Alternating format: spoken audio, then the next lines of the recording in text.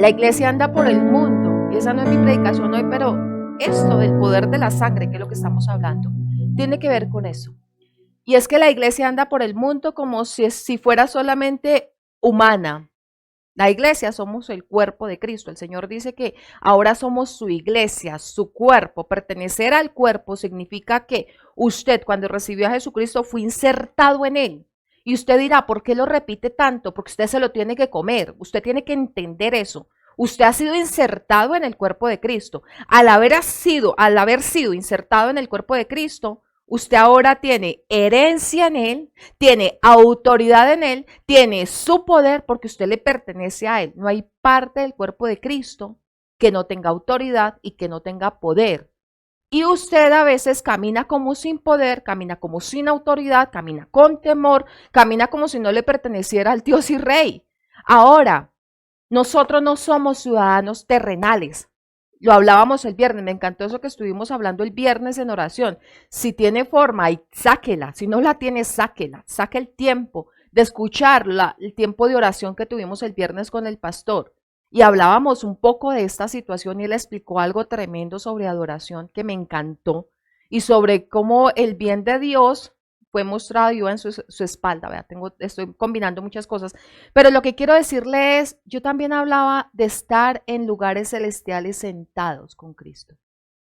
Su posición en este momento, y esto es duro y de repente alguien me mandará tomates cuando no lo entiende, es que usted está sentado, dice el Señor, juntamente con Cristo. Yo les dije un día, yo pensé que estar sentada juntamente con Cristo significaba que Cristo estaba aquí al lado del Padre y yo estaba al lado, en otra sillita o más lejitos, por allá y cerquita, ¿no? Pero cuando usted se llama el cuerpo de Cristo y dicen que usted está sentado en lugares celestiales, ¿dónde está si Cristo está sentado a la derecha del Padre? ¡Ah, pastora! Pero yo soy un pecador, yo soy un impío. Si te ves así, ¿qué ha hecho la sangre en ti? Entonces, ¿cuál es el poder de la sangre que te ha limpiado? Que ya llevamos 3 enseñanzas hablando del poder de la sangre.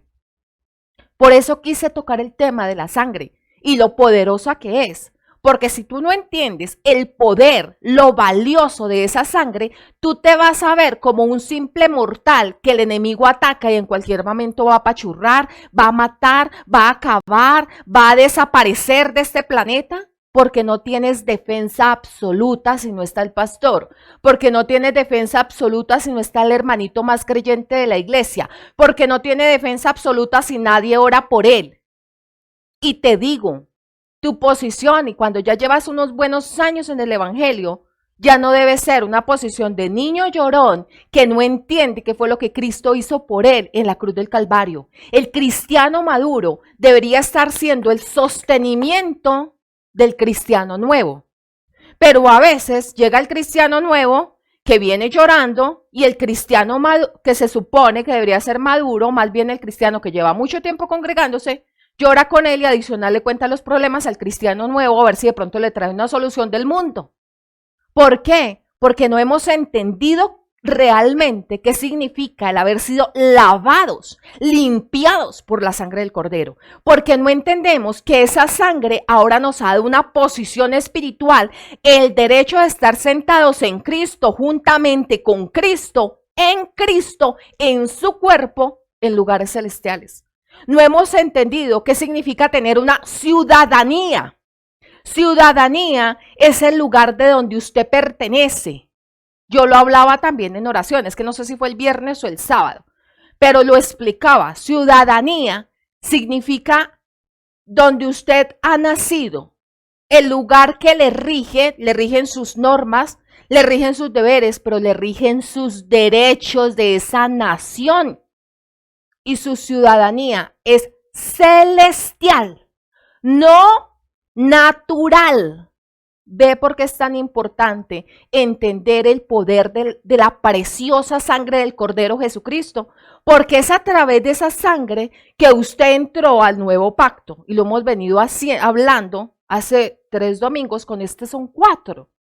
Usted tiene que, si no ha oído las enseñanzas anteriores, esta es la primera que va a oír, pues ya vamos avanzados, pero no se vaya, escuche para que aprenda esta parte y escuche la anterior, porque esto le antecede el hecho de saber que es un pacto, el pacto de Abraham, hablamos un poquito del pacto de la ley, ahora hablamos del pacto que hizo Jesucristo, el Padre y el Hijo Jesucristo, al cual usted fue insertado y con eso se hizo heredero de las promesas dadas a Abraham y le alcanzó la bendición de Abraham, que es Jesucristo, y el resto que sigue con eso, porque si el Señor no le negó a Jesucristo, ¿cómo le negará juntamente con él todas las cosas?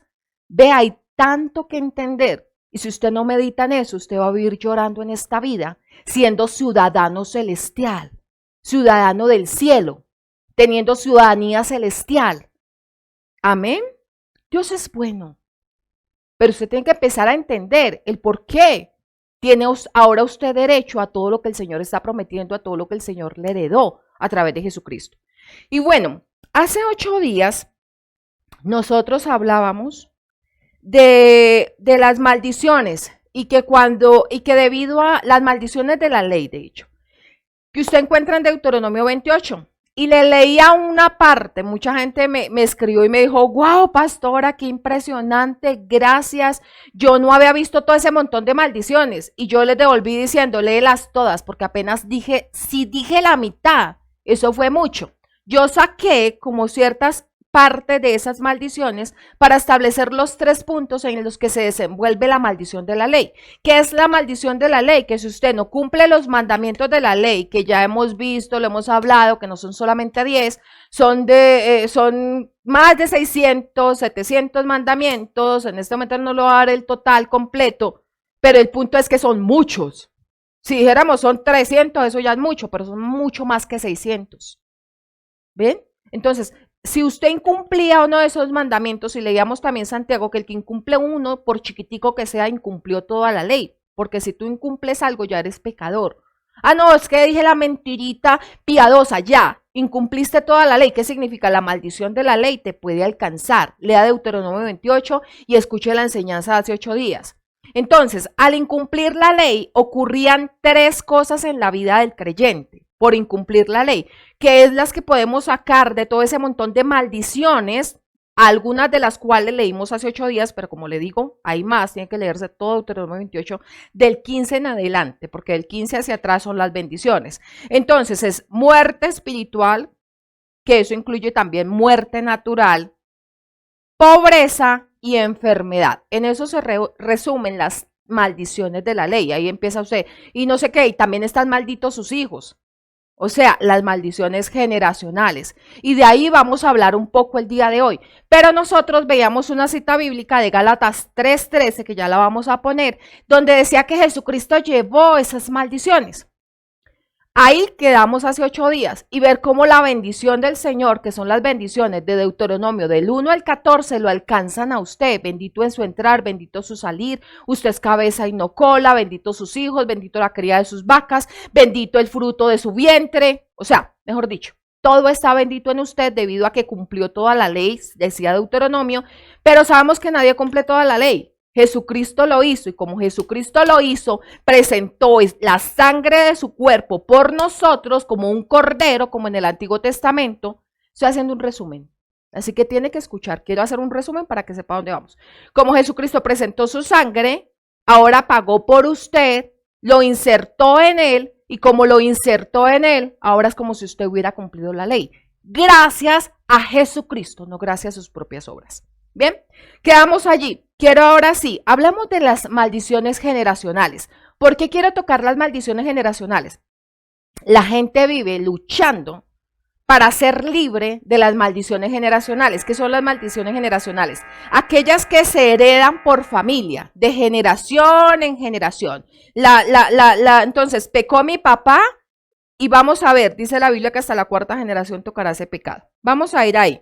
Vamos a ir a Éxodo 25. Éxodo 25. Entonces, acá está hablando de idolatría, pero acá está hablando de pecado que pasa también a las generaciones. Éxodo 25 dice, no te inclinarás a ellas, ni las honrarás, porque yo soy Jehová tu Dios. Mire, escucha acá, fuerte y celoso, que visito, o sea, que juzgo, que visito la maldad de los padres sobre los hijos, y escucha o vea o lea esto ahí en su pantalla. La maldad de los padres sobre los hijos hasta la tercera y cuarta generación de los que me aborrecen. Oh, qué lindura de cita. Pero es la realidad. Entonces, está diciendo esta cita, bueno, Juanito pecó. Entonces hizo algo, no sé, adulteró, X, Y, Z, pecado. Pecó.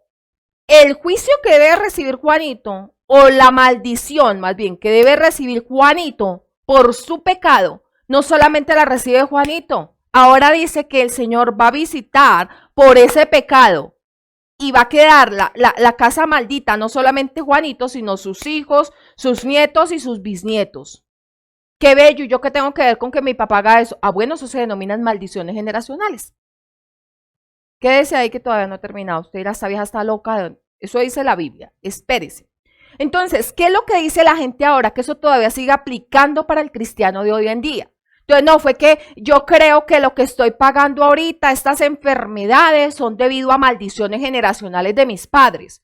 En mi casa siempre nos ha molestado, y escuche que esto es lo que más oigo sobre las cosas que más oro en esta iglesia. Yo frecuentemente oro por sanidad y frecuentemente oro por liberación de demonios. Eso yo me la paso en un frecuente, le digo de verdad, es un constante. Entonces, no, es que este demonio que yo veo, lo veía mi papá y lo veía mi abuelo. O sea que viene de generación en generación molestando a la familia, debido a que alguien lo tuvo que dejar entrar en la casa. Alguien hizo algo, el tatarabuelo, el que sea, y se heredó de familia a familia, entonces sigue molestando de ahí para adelante. Y es real, esto no me lo estoy inventando, mucha gente lo ha vivido. Enfermedades, que la mamá dice, no, es que mamita, yo no sé, su tía ya tuvo el cáncer de estómago que tuvo la abuelita, y que tuvo la tatarabuelita, y que tuvo nuestra mamá, porque todas las personas después de 40 años le da cáncer en el estómago. Y yo ya tengo la gastritis, mamita, debe ser que la maldición generacional me alcanzó. Y sabe una cosa, si no está Cristo, sí es cierto. Por eso vemos familias cometiendo lo mismo todos, ¿no? Eso es una maldición que pasa de generación a generación. Y es cierto, revisa y verá. Gente que después de los 40, normalmente ¿qué pasa? Que después de los 40, después de los 30, es que todos han sufrido de infarto. Y todos los varones después de los 40, o después de los 30, después de los 50, yo no sé, estoy inventando la edad, les da un infarto, un paro cardíaco fulminante, y a todos les pasa lo mismo. Entonces la gente dice, no, eso ya es de nuestra familia todos son así. Todas las mujeres de nuestra familia, la segunda mujer que nace es soltera, y la niña ya tiene 30 y dice, no, yo ya me quedé soltera porque esa es la generación en generación. Decían, todos somos pobres, no, de acá nadie sale, y de verdad que la pobreza alcanza a todas las familias, de ahí en adelante, la generación en generación. Pero quiero que vea algo, porque es que normalmente nos comemos eso y nos quedamos ahí. Esa es una realidad, sí, en el mundo sin Cristo es una realidad. A ti te va a alcanzar lo que tus padres hicieron. A ti te va a alcanzar su pecado. Lo que los abuelos hicieron. A ti te va a alcanzar su pecado. Por eso viene de generación en generación. Pero, hey, cuando Cristo entra a la vida de una persona, algo debe acontecer. Algo pasó. Y te debes enterar o lo debes tener presente. Porque de hecho lo vimos hace 8 días, pero no hablé con fuerza o no profundicé un poco acerca de esto. Entonces, ahora vamos a coger esa cita bíblica de Gálatas 3:13, por eso no tienes que estar, tú no eres el apto para que por ti solo te saques una maldición generacional de encima, mi hermano. Si Dios mismo no lo hace, te la vas a tener que comer y la vas a tener que aguantar. Pero veamos qué fue lo que hizo el Señor. Gálatas 3:13. Entonces, Gálatas 3:13 dice, Cristo nos redimió de la maldición de la ley, hecho por nosotros maldición, porque está escrito, maldito todo el que es colgado en un madero. Está escrito, maldito todo el que es colgado en un madero. Cuando Cristo fue colgado en un madero se estaba haciendo maldición. Por eso la única manera en que Cristo podía morir era colgado en el madero. ¿Para qué? Para que se llevaran nuestras maldiciones. Todo lo que nos pertenecía por haber violentado la ley. Bien, para que nosotros vivamos bajo maldición. Entonces, todo eso, cuando él se colgó en la cruz del Calvario, lo clavaron ahí, de una vez, lo pusieron encima de él, fue maldito y toda su sangre fue derramada para ser presentada ante el Padre como remisión por usted. Usted fue comprado y fue sacado de un lugar a otro, incluyendo de las maldiciones generacionales. ¿Se acuerda que leímos Éxodo 25? Ahora, yo quiero leer estas dos citas juntas. Vamos a ir a Éxodo 25. No te inclinarás a ellas ni las honrarás, porque yo soy Jehová tu Dios, y esto es lo que quiero que vea, fuerte, celoso, que visito la maldad de los padres sobre los hijos hasta la tercera y cuarta generación de los que me aborrecen. Entonces tendrías derecho a cargar con el pecado, con la maldición por el pecado de tu familia. Pero ahora vas a Gálatas 3:13. Pero Cristo nos redimió de la maldición de la ley, hecho por nosotros maldición, porque está escrito, maldito todo el que es colgado en un madero. ¿Qué significa entonces Éxodo 25? Que gracias a Dios por Jesucristo colgarse en un madero, por entregar su sangre por nosotros y porque usted lo aceptó en su corazón, usted ya no tiene maldiciones generacionales que estén a su cuesta. Y veo mucha gente todavía, cristianos, peleando con esto de las maldiciones generacionales. ¿Qué es lo peligroso de esto? Lo peligroso es que tú te comes esa verdad. Hace poco hablé con una chica, la maldijeron, declararon que ella era una inepta, y bueno, lo hizo un pastor, pero bueno, declararon que ella era una inepta, que no iba a conseguir trabajo, que no iba a salir adelante. Fue tan fuerte esta situación que ella le empezó a ir mal en su instituto donde estaba estudiando, se quedó sin trabajo y llevaba 2 años sin conseguir trabajo. Intenté sacarla de ahí, ojalá pueda salir de ahí. Pero una maldición no debe estar sobre los hijos de Dios, no tiene autoridad porque Cristo ya la llevó. Lo peligroso de que usted se la coma es que si usted no hace nada, y ya vamos a ver el poder de la sangre y cómo usarlo, ya vamos para allá. Si usted no hace nada, esa maldición que están declarando sobre usted comienza simplemente a generar cosas y usted empieza a hablar, usted empieza a decir, usted empieza a temer, usted empieza a permitir que el enemigo obre sobre usted porque usted está maldito. Alguien, un pastor, un ministro, un apóstol, un evangelista, y no lo he escuchado una vez, lo he escuchado montones de veces. En otra ocasión, porque una mujer a la que yo admiro mucho, trabajadora como ella sola, no quiso seguir con un ministro porque el ministro estaba haciendo cosas incorrectas. Cuando salió del ministerio, el ministro le dijo, su unción, el trabajo que usted está haciendo, lo que Dios le ha dado, queda acá en este escritorio conmigo, se queda en mi ministerio, usted de acá sale sin nada, sin el Espíritu Santo sobre usted, sin el poder de Dios sobre usted, y su ministerio para servir a los demás en las naciones se acabó. Y el día de hoy hace un trabajo impresionante para el Señor, porque aunque le costó en su cabeza, cuando recién salió de esa oficina, salió diciendo, Dios mío, se acabó el ministerio que tú tenías para mí, tenía como 20 años. Se acabó lo que Dios tenía para mí. ¿Qué tal que si se quede la unción en su escritorio, en su ministerio, y a mí haya quedado vacía? Pero sabe, unas cuadritas más allá empezó a pensar, pero ¿cómo así? Si yo tengo a Dios, si tengo el Espíritu Santo, si tengo a Jesucristo. Y no sé si pensó en el poder de su sangre, pero tal vez. El punto es, si tú te comes lo que otro dice, pues vas a empezar a hacer todo lo posible para que esa maldición te alcance. Vas a dejar que el enemigo utilice todas sus herramientas contra ti, no te vas a defender porque no te acuerdas o no sabes o no conoces o no entiendes que has sido redimido. Tú tienes, hablábamos hace 8 días, condena toda palabra que se levante contra ti. Una persona dijo eso y de una vez tú dices no. Mire, en una ocasión mi papá estuvo súper enfermo. Nosotros nos dijeron que él iba mal. Mal era que su vida podía perderse porque tenía cierta infección en su cuerpo, en su sangre. El médico decía a mi papá, bueno, señor fulanito, usted está muy mal, don Álvaro, no sé qué, su avance no se ve, tal cosa y tal otra. Él decía eso en un momento y yo por el oído, estando el doctor ahí parado al frente de nosotros, le decía, eso es mentira, papá. Jesús se llevó la enfermedad en sus llagas. Yo no dejaba que mi papá se comiera lo que el médico estaba diciendo. Gloria a Dios por los médicos, los admiro, me encanta el trabajo que hacen. Pero el médico sin Cristo es bien complicado porque ve todo lo natural. Pero el médico está hecho, ir al médico, un cristiano que vaya al médico no es un pecado. Si usted necesita ir al médico, vaya al médico, pero siga declarando la palabra de Dios, no le dé la última palabra al doctor. Declare lo que el Señor dice porque usted está libre de la maldición. de la ley. Y la maldición de la ley incluye la enfermedad. La maldición de la ley incluye pobreza. Y usted está libre de eso. Comienza a pedirle al Señor que le dé revelación, que le dé entendimiento de la palabra. Pero Jesús se hizo maldición por usted. No cargue la maldición que ya Cristo cargó en la cruz del Calvario. Amén. Pero es su responsabilidad empezar a declarar la palabra. Y ya vemos, vamos a ver exactamente en este momento qué significa apelar a la sangre.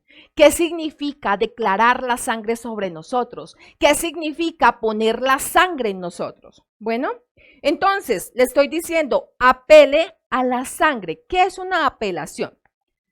Mira lo que dice el diccionario, esto usted lo encuentra en Google. No fue que yo estudié 50,000 diccionarios y saqué un montón de diccionarios para derecho y cosas así. No, esto está en Google.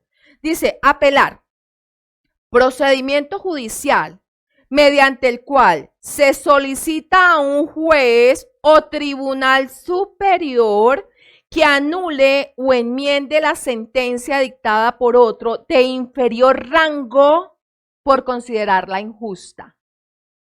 Ustedes saben que el diablo es el dios de este mundo. Si quiere saber cómo se volvió el dios de este mundo, escúchese una enseñanza. ¿Quién puede ejercer autoridad sobre el diablo? Está en nuestro canal de YouTube. ¿Cómo se convirtió en el dios de este mundo?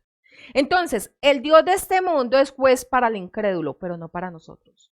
El dios de este mundo tiene que ver con el incrédulo. Él dicta una cosa, dicta la otra y él es injusto.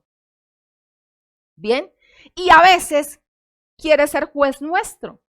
A veces quiere dictar cosas para nosotros. A veces quiere traer cosas para nosotros sin tener derecho a tocarnos. Entonces usted apela al tribunal superior. Usted no se come lo que el Dios de este mundo, que no es su Dios, le está diciendo. Usted no se come lo que el Dios de este mundo está diciendo acerca de usted y está poniendo sobre usted. Usted apela a la sangre que dice, ¡ey, un momentico! ¡Ey, un momentico, diablo! Usted no tiene autoridad sobre mí. Usted no puede venir a dañar mi cuerpo. Usted no puede venir a dañar mi familia. Usted no puede venir a dañar mis finanzas porque pertenezco a un puesto superior. Porque he sido trasladada de reino. Mi ciudadanía no es natural, no es de este mundo, mi ciudadanía es celestial. Y la sangre ha hecho un pago por mí. Y ahí es donde es trascendente apelar a la sangre cuando el enemigo viene sobre nosotros a decir cosas que no son ciertas. Estás enfermo, te vas a morir. Eres pobre y seguirás pobre y de ahí nunca levantarás cabeza. Eres bruto, nunca podrás hacer nada positivo. No tienes autoridad, obsérvate, cristianito o cristianita. Y eso te lo va a meter a ti el diablo en la cabeza. ¿Qué vas a hacer con eso? ¿Te lo vas a comer? ¿Vas a dejar que te maldiga? ¿Vas a caminar sobre esa maldición que no te pertenece, que Cristo yo llevó en la cruz del Calvario? Entonces, quiero que veamos algo. ¿Qué pasó en el Antiguo Testamento? Éxodo 12:22. Éxodo 12:22, pero la quiero desde una versión diferente, la quiero leer de una versión mucho más amplia. Dicen, desde la NBLH, para los que están poniendo las citas bíblicas, NBLH, póngame en esa versión. Éxodo 12:22. Dice, tomarán un manojo de hisopo. Hisopo era unas ramas que se daban en Israel. De hecho, allá hay hisopo. Y la mojarán en la sangre que está en la vasija. ¿Cuál sangre? El Señor le había dicho al pueblo de Israel, esto fue cuando Israel todavía estaba en Egipto, como pueblo cautivo. El Señor había mandado plagas al pueblo de Egipto y la última plaga que mandó el Señor para que este pueblo dejara ir a Israel fue la muerte de los primogénitos. Entonces, para que eso no pasara con Israel, porque iba a tocar el devorador todo el pueblo de Israel no, de Egipto, perdón. Todo el pueblo de Egipto lo iba a tocar el devorador. Ah, bueno, me manifiestan que esa versión de Éxodo 12:22 no está, mándamela en una más amplia, pero quiero que ponga cuidado a la versión que le estoy dando. Pero el punto es, el devorador iba a tocar toda la tierra de Egipto. Si Israel no hacía lo que el Señor decía, y lo vamos a ver por la cita, los hijos primogénitos del pueblo de Israel también hubieran muerto. Entonces, no fue que el Señor, el devorador, no tocara al pueblo de Israel a sus hijos porque Israel era muy lindo o porque Israel había hecho todo bien. No, veamos qué pasó con ellos. Entonces el Señor les dijo, cojan un corderito desde el día 10 y lo matan el día 14. No vamos a hablar de eso, eso tiene una profundidad, pero al día 10 lo cogen, al día 14 de ese mes lo matan, lo degollan, le cortan la garganta, le sacan la sangrecita, la ponen en esa tacita que estaba hablando el Señor y dice, tomarán un manojo de hisopo, Éxodo 12:22, con eso en mente tenga acá, tomarán un manojo de hisopo y lo mojarán en la sangre que está en la vasija y untarán con la sangre que está en la vasija el dintel, o sea, la parte de arriba de la puerta, y los dos postes de la puerta. Ninguno de ustedes saldrá de la puerta de su casa hasta la mañana. O sea, en pocas palabras, la sangre iba a ser untada en la puerta, en el dintel y en los dos postes. Y la gente tenía que quedarse en esa casa porque si se salía, el juicio que estaba llegando para el pueblo de Egipto iba a caer sobre esa casa. ¿Qué protegía a la gente en esa casa? La sangre del cordero. La sangre del cordero protegía a la gente en esa casa. Ahora veamos, ¿para qué ponían la sangre?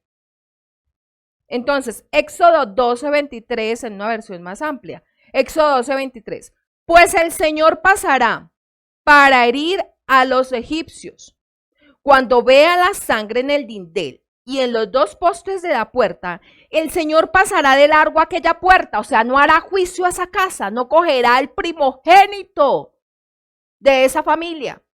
Dice, aquella puerta, y no permitirá que el ángel destructor entre en sus casas para herirlos.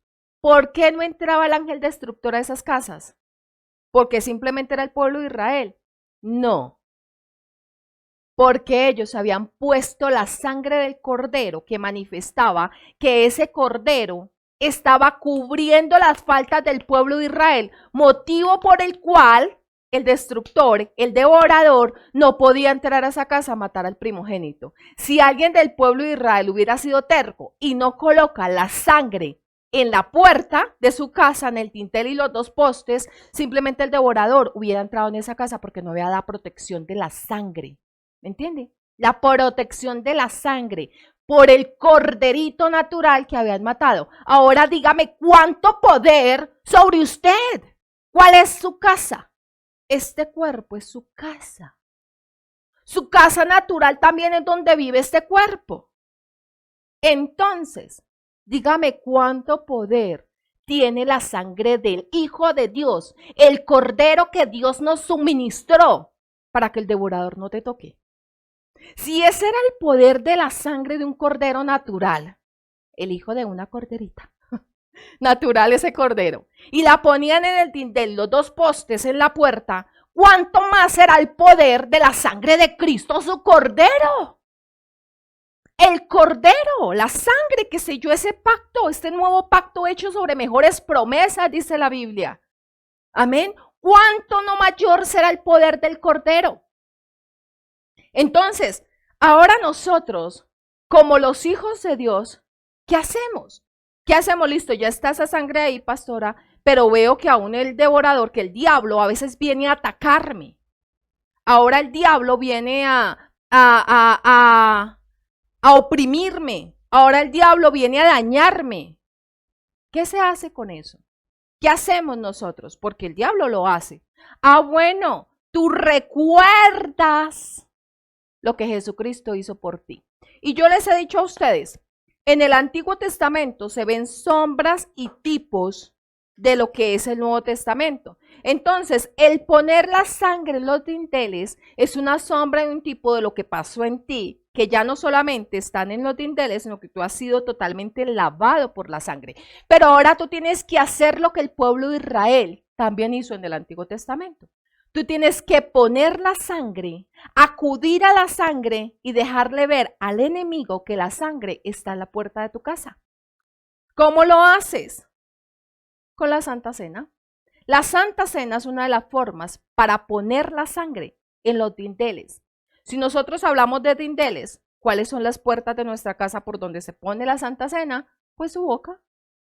Su boca es donde va a entrar la sangre, que es la representación, la copa de hecho, la copa con el jugo de uva que representa la sangre del cordero, usted la pone en sus labios y cuando la pone en sus labios hace una declaración de que por la muerte de Jesucristo usted ya ha sido libre de condenación, que el enemigo no tiene autoridad sobre usted. Así que los dinteles de su casa representan sus labios y la sangre, o sea, el hisopo es puesto ahí, la sangre es puesta con el hisopo en sus labios. Amén. Pero esa es una forma. La otra es su boca. Su boca tiene que declarar el poder del Señor, el poder de su sangre que lo libertó a usted ahora y que lo libra de lo que el enemigo viene a atacar y viene a hacer por usted. ¿Bien? Entonces, vamos a ir a Salmos 51:7 y espero estarme haciendo entender. Gloria a Dios. Dice, Salmos 51:7.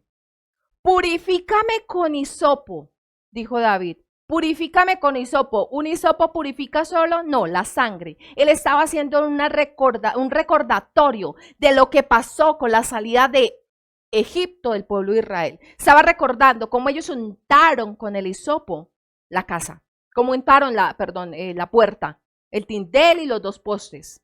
Con el hisopo, cogieron el hisopo y pusieron la sangre. Dice, purifícame con hisopo y seré limpio. Lávame y seré más blanco que la nieve. Usted ya está limpio, usted ya está lavado. Amén. Pero ahora declárelo, sáquelo de su boca, aplique esa sangre. Entonces, vamos a ir a 1 Samuel 17:26. También la tengo desde esta versión más amplia, desde la NBLH. Si no, démela desde una versión amplia. Dice, entonces David preguntó a los que estaban junto a él, ¿qué harán por el hombre que mate a este filisteo? Bueno, acá le voy a decir algo. Aquí fue cuando estuvo el enfrentamiento de David y de Goliat. Goliat, un hombre súper grande, al que todo el ejército de Israel que estaba en ese momento le tenía pánico. El tipo salía y amenazaba al pueblo de Israel, decía, pues mándeme a uno, y el que gane, él será el dueño del otro pueblo, entonces el otro pueblo será esclavo de ese otro pueblo. Pues, o sea, si ganaba Goliat, todo el pueblo de Israel serían esclavos de ese lugar de Goliat, del país al que representaba Goliat. Y si ganaba el otro, alguien de Israel, pues serían ellos esclavos de Israel. Y la gente, nadie quería pelear con Goliat. Entonces aparece a escena David, esta es una enseñanza que mi esposo ha dado montones de veces en la iglesia, aparece David en escena. Y un jovencito, porque David era muy joven en esa época, mucho más chiquito que Goliat, dijo lo que va a decir aquí, en esta cita bíblica. Y quiero que vea exactamente a qué hizo énfasis David. ¿Qué fue lo que recordó David en ese momento? ¿Qué utilizó David? Porque David no mató a Goliat solamente porque mandó una piedra, aunque era muy diestro mandando piedras. Debió ser así, para que cogiera esa cauchere para acá. Pero el punto fue lo que David recordó. Eso que él recordó y eso que él puso en memoria en ese momento fue lo que hizo la diferencia trascendente para que David fuera el que ganara en ese momento. Entonces dice 1 Samuel 17:26. Entonces David preguntó a los que estaban junto a él, ¿qué harán por el hombre que mate a este filisteo y quite el oprobio de Israel? Y aquí viene, ¿quién es este filisteo incircunciso para desafiar a los escuadrones del Dios viviente? ¿Quién es este filisteo incircunciso? Incircunciso, fuera de pacto. ¿Ustedes se acuerdan cuando hablamos del pacto de Dios con Abraham y que después fue sellado con la circuncisión, lo que decía que ese hombre que era circunciso le pertenecía a Dios? Era pueblo separado para Dios. Estaba bajo la protección de Dios. La circuncisión, el sello de la circuncisión decía, ahora estoy en un pacto con Dios donde Él es mi Dios y me cuida y yo le sigo por fe. Él me cuida, Él está conmigo. Eso fue lo que sacó a memoria David en el momento en que se enfrentó a Goliat. ¿Qué está sacando a memoria usted cuando su Goliat, su problema, su situación, su circunstancia, su enfermedad, que realmente no es suya, es el enemigo que se la quiere poner, o el mundo que se la quiere poner, o su cuerpo caído? ¿Qué está sacando contra ese Goliat que viene contra usted? ¿Qué está mencionando contra el Goliat de la enfermedad? ¿Qué está mencionando contra el enemigo que viene a atacarlo? ¿Qué le está diciendo? Está con la boquita cerrada. No está hablando de su pacto. No está declarando la sangre de Jesús. ¿Cómo se va a defender? ¿Cree usted que David fue el muy, uy, qué suertudo ese David? Uy, qué puntería, vea, le apuntó a la cabeza y pa, ahí en medio donde le quedaba librecito, pum, le dio y el tipo lo mató. David declaró su pacto. Lo que quiso decir cuando David dijo, ¿quién es este filisteo incircunciso? Es quién es esta persona que no tiene a Dios. ¿Quién es esta persona que no está bajo pacto de Dios? Que no es protegido. Escuche, que no es protegido por el Dios de las alturas. Yo sí soy circunciso. Yo sí soy protegido. Yo sí tengo al Señor. Yo sí estoy bajo pacto. Ese no. Cuando alguien no está bajo pacto, es perdedor. Pero cuando alguien está bajo pacto, es victorioso. Es vencedor. Así nos llama el Señor. Vencedores, victoriosos, más que vencedores, ni siquiera vencedores, más que vencedores. Lea la Biblia. Amén. Dice, ¿quién es este filisteo incircunciso para desafiar a los escuadrones del Dios viviente? Él no dijo, para desafiar a los escuadrones de Saúl, que en ese momento era el rey de Israel. Él no dijo para desafiar a los escuadrones de Israel o para desafiar a los escuadrones de David, de Saúl. No, él dijo para desafiar a los escuadrones del Dios viviente. O sea, el tipo sabía a quién le iba a acudir. ¿Qué pasa con usted? Porque a veces acude a las cosas, porque a veces se va de la manera de brazos caídos, porque a veces se va desde una posición inferior. Porque a veces simplemente como que se le olvida que usted es de pacto. No puede olvidarse que usted es una persona de pacto. No puede olvidar la sangre que lo ha rescatado. Es la que usted tiene que clamar en esos momentos. ¡Ey, diablo! ¡Qué pena! Pero usted se queda allá. La sangre del cordero a mí me limpió y me hizo libre de la maldición. Me hizo libre de la enfermedad. Me hizo libre de la pobreza. Y por ser libre de la pobreza, lo que le pertenece al Dios de las alturas, yo lo doy. Y acá hablamos del dar. Ay, pastora, no te metas ahí, que estamos hablando de la sangre. Sí, porque la gente también todo lo quiere hacer a medias. ¿Sabe una cosa? Dios es el dueño del cielo y de la tierra. De hecho, esta tierra la hizo, nos la entregó a nosotros, sí. Está arrendadita todavía. El diablo todavía se dice el Dios de este mundo. Pero aún el juez sigue siendo Dios supremo, el todopoderoso. Sí, yo sé, sabemos, el diablo tiene dominio sobre los suyos. Y tiene derecho sobre los suyos, pero no tiene derecho sobre nosotros. Y bueno, tampoco puede impedir que nosotros quitemos gente de ese subyugamiento en que los tiene. Y ahí es donde nosotros predicamos la palabra. Y el Espíritu Santo le da la convicción a la persona y pone las palabras correctas en su boca. De ahí la necesidad de que tenemos que predicar cómo se salvarán si no hay quien les predique, dice la palabra de Dios. Amén, pero me salí. Entonces, ¿qué recordó David? David recordó su pacto. David acudió al Dios de las alturas. ¿A quién está acudiendo usted? Acuda al Dios de las alturas. Entonces recuerde su libertad y empiece a declararla. Hebreos 10, 19 al 23. Desde la Nueva Traducción Viviente. Hebreos 10, 19 al 23.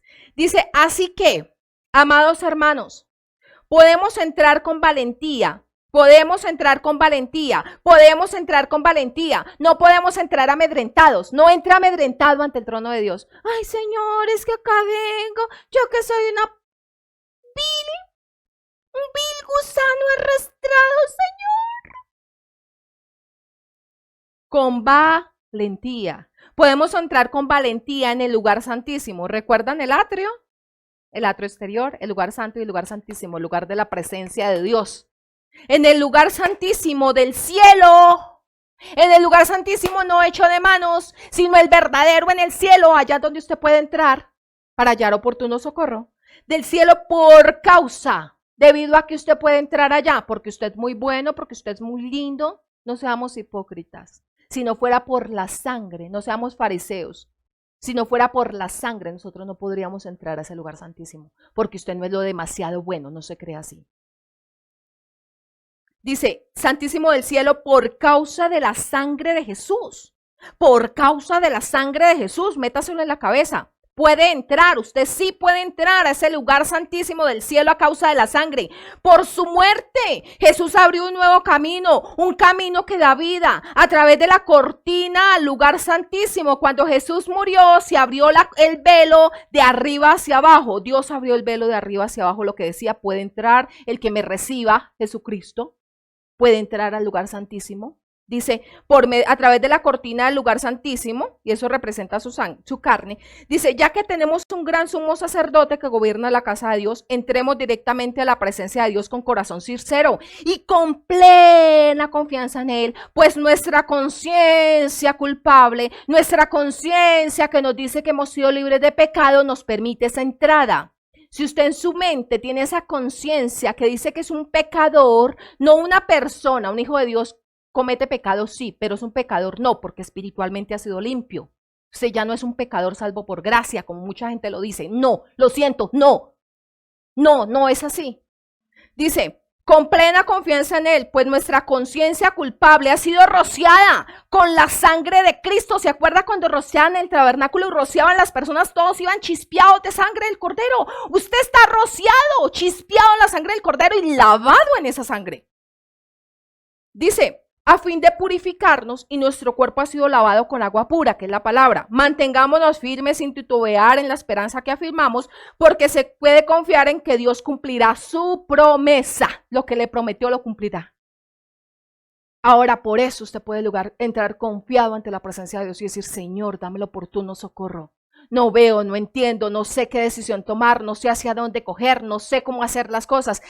Entre en el lugar santísimo y desnude su corazón y hable con el Señor con confianza.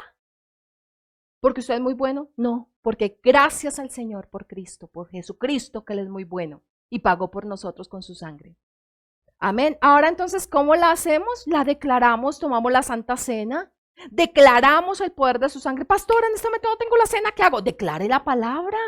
Declare que usted es libre debido a su sangre. Declare el poder de su nombre. Es que recordar la sangre, el momento de recordar la sangre es recordar que ha sido justificado. Y como ha sido justificado, tienes derecho a utilizar el nombre. Y como ha sido justificado, tienes derecho a la bendición en todas las áreas.